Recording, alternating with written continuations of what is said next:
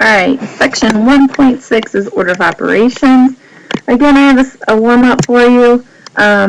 Again, as always, go ahead and pause this, come back to it, and check your answers. Alright, for number 1, you should have gotten 4 times 4, which is 16. Number 2, you should have the absolute values or absolute value bars, plus the opposite if you're doing subtraction, gives you -9. Absolute value bars make everything positive, so my answer is 9. A lot of people think because you have an absolute value of 8, the answer is -8. No, it's just 8. Absolute values make everything positive.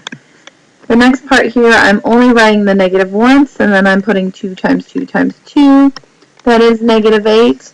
And the last one, plus the opposite, absolute value of -4 is a positive 4. On 5, 6, and 7, we're writing the expression. This goes back to section 1.1. So I've got the product of 8 and 6 is just 8 times 6. I'm only writing the expression. They didn't ask me to solve it, so I'll leave it as is. The difference of 10y and 4.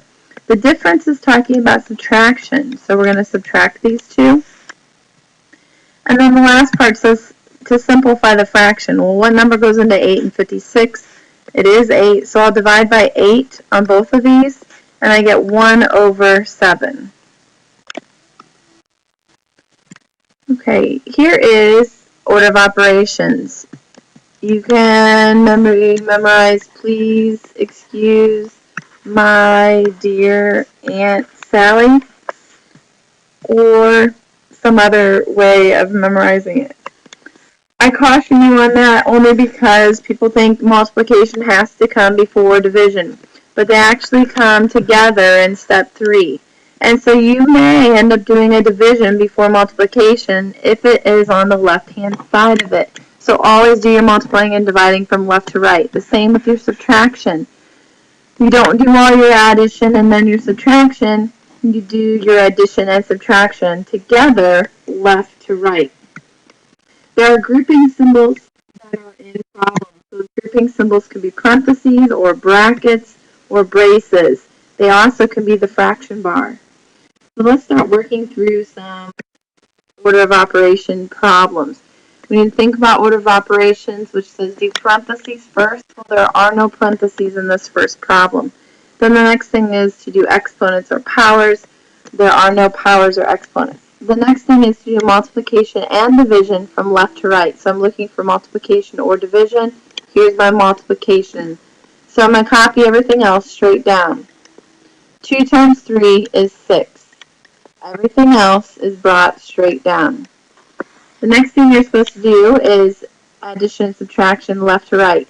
Even though there's addition and then subtraction, it's addition and subtraction from left to right. So you got to do the left part first, which gives you 9. Bring down your plus 1, which gives you an answer of 10. Example number 2, no parentheses. That's step 1. Step 2 is exponents or powers. So we're going to do 3 times 3 is 9. Notice everything else I'm carrying straight down. Every other sign carrying straight down. The next part we're looking at is multiplication and division from left to right. So subtraction, addition, division. 12 minus 9 plus 10 divided by 2 is 5. Last part is addition and subtraction from left to right. So even though it looks like addition would come first according to order of operations, remember they really go together, and you're doing them from left to right. 12 minus 9 is 3, and 3 plus 5 is 8. So my answer here is 8. On my next example, I have a fraction in here. If you pay attention to what I have, I've got division, then multiplication. Remember what I said, you're doing multiplication and division together from left to right. So from left to right, I would do half of, or 8 divided by 1/2. So how do we get 8? Well, it would be like saying 8 times 2/1. So that would be 16.